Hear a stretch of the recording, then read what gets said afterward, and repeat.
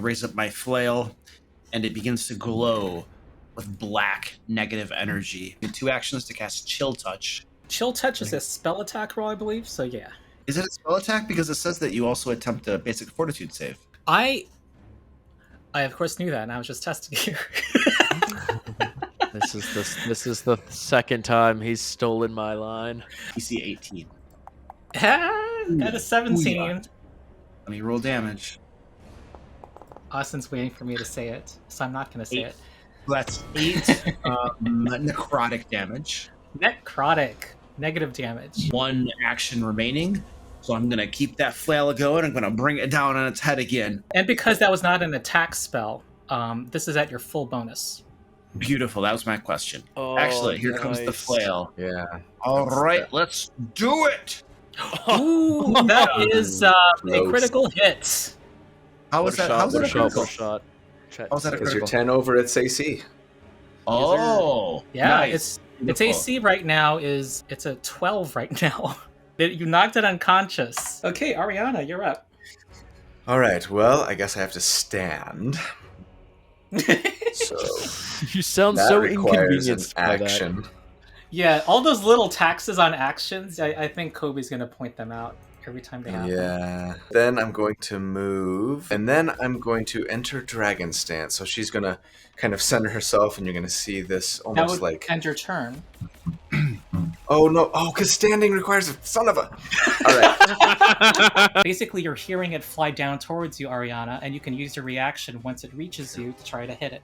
The way this works then is I have to do a DC 11 flat check for each strike. You failed that flat check for the first attacks. Ah, okay. All right, attack with a multiple attack penalty. But I think this has backswing, so let's add 1 to it. True. 14. Ooh, almost. And you're going to see the annoying pop-up that used all Okay. 3 of its actions. Shooting the blob took 2 actions. Kobe, any comments before you go? I'm realizing that what I was assuming is true. Hidden and darkness are really potent. Like 50% chance to not even be able to hit in the first place, regardless of what your plus to hit is, regardless of what you're rolling, what their enemy AC is. I'm wondering, with this darkness, does Pathfinder distinguish between magical darkness and regular? Yeah, darkness operates differently. If I recall, 5e darkness foils dark vision. Here, for purposes of dark vision, there's no distinction. But so Luke can see these without any penalty. He's fine, right? Because he's a Correct. dwarf. Okay. Yeah, he can see them no problem. And I have Low low light light vision vision as a is half still elf, but that's foiled.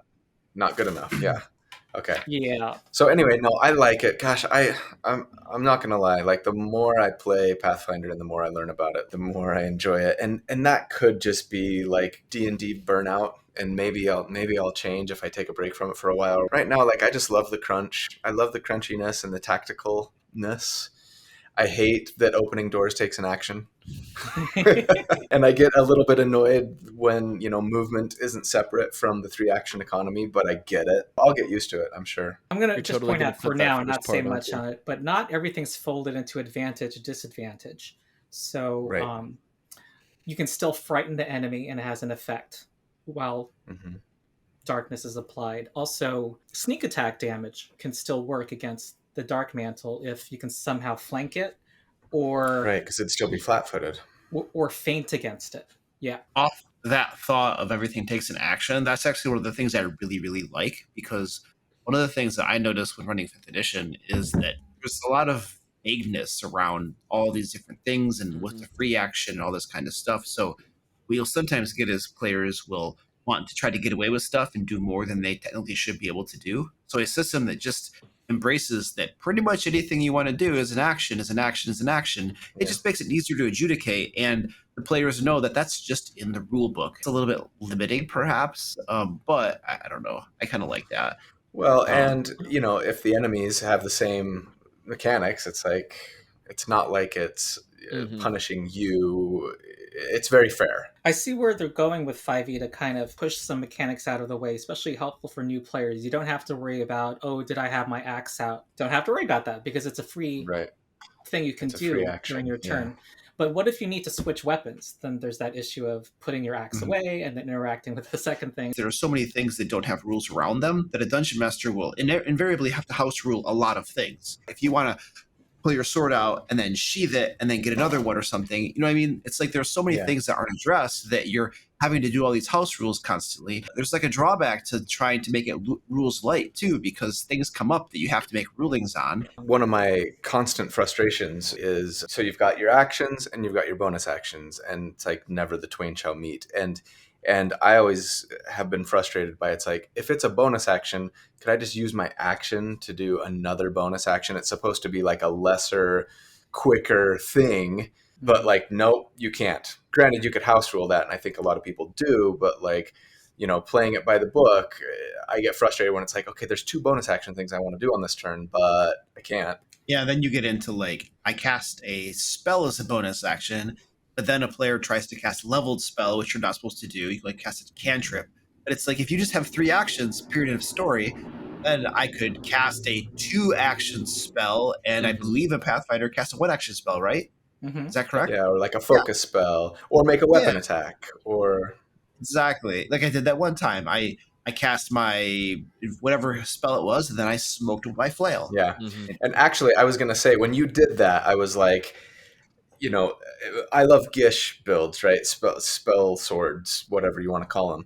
And as I've been going through the core rulebook, it's like, gosh, there's no, at least in the core rulebook, I know that there's Gishier classes in other books. Because of the attack penalty, it's like, well, you don't want to be making a spell attack and then weapon attacks because you're going to suffer the same. But if you can cast like a spell that does damage, but that's based on an enemy DC, and then make a weapon attack, like, there's your Gish. 5e is the best system for new players, A, because of the name brand recognition, but B, because it kind of does everything, kind of, but like really poorly.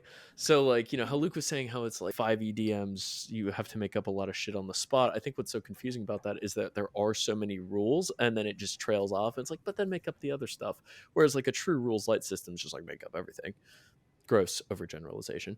And so to y'all's point of, it is really nice having everything laid out and very clear. So like when I get into that, I want to play a role-playing game, like Pathfinder really hits that niche. Austin's a rules light, if that's what he You should check out does. A lot my of rules light stuff. check out my channel. I'm not trying to tell epic narratives all the time. Sometimes I just want to roll some motherfucking dice, do some twin takedown. It's the fact that it leans into trying to do something, unlike 5th edition, which I feel like doesn't try to do anything. And so it does that something really, really well. What 5th edition is trying to do is not be 4th edition, and they succeeded.